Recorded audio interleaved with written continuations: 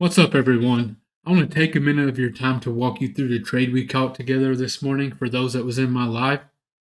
Kind of give you my thought process, what I saw there, where my stop was, all that good stuff. So let's just get right with it. Well, first off, we waited on the 15-minute range to form. As you can see here, Grizzology does all this work for us, charts key levels, zones. But anyways, we had to push up.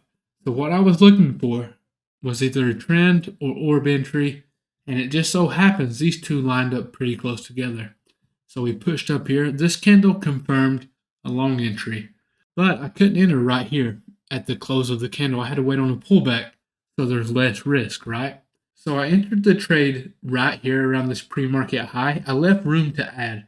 I told everyone if we push down to this 15-minute range high, I would add there.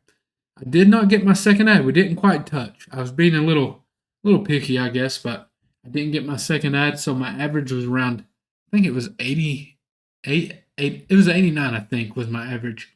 I got in this trade. We caught a nice push up, got our first trim off. I moved my stop up to entry, right? I wasn't full size, but I still made a bag. It doesn't take many NQ, to lock it in, to lock in a nice bag. Anyways, we had to push up, got a trim off, second trim in the 30s here.